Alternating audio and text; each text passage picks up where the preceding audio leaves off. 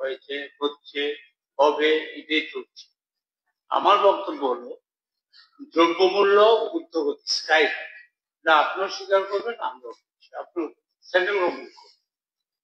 এখন আমি যেটা বলতে চাই যে ফুড ডিপার্টমেন্টের যদি মনিটরিং না থাকে তাইলে মজুদদার এবং যে ব্যবসায়ীরা যারা বলছেন তারাই আজকে একটা জিনিসের দাম ধরুন না সুগার বা যে কোনো তেল, সরষের তেল আজকে কত দাঁড়িয়েছে 178 ইঞ্জিন মার্ক, আর যেটা একটা যেটা আপনার শীর্ষের থেকে হয় 145 to 165।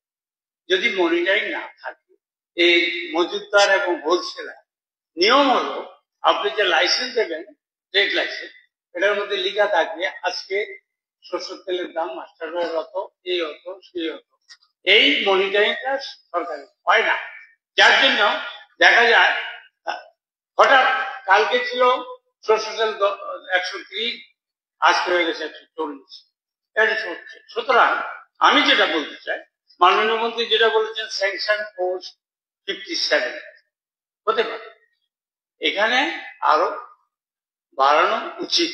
এবং উনি যেটা বললেন 15টা ইন্টারভিউ নিয়েছেন, এটা কতদিন এই 15টা পড়ে আছে, আরো 13টা আপনি খালি আছে, তো 15 আর 13 হলো 28টা ডেফিসিয়েন্সি আছে। আমার জানা মতো স্যার এই ফুড ডিপার্টমেন্ট মনিটরিং ঠিক মতো হয় না, তার জন্য জনগণ ছাপার করছে এবং দ্রব্যমূল্য বৃদ্ধি পাচ্ছে। আমি মাননীয় মন্ত্রী মহোদয়কে বলবো যে প্রত্যেকটা হোলসেলারের দোকানের সামনে সাইনবোর্ড লিখে প্রতিদিনের দাম লেখা থাকবে কিনা এবং ডেইলি ইন্সপেকশন করা হবে কিনা, যে পার্সেন্টেজ কত মৌজার থেকে, যেখান থেকে আসাম থেকে যখন আসছে বা সাপ্লিমেন্ট, আমি সাপ্লিমেন্টারি বলছি স্যার, প্রশ্নটাই করছি আমি আপনাকে, যেখানে সোর্সের থেকে যে আসছে দাম কত, কত প্রফিট নেবে, এই করে ডেইলি মনিটরিং করবেন কিনা।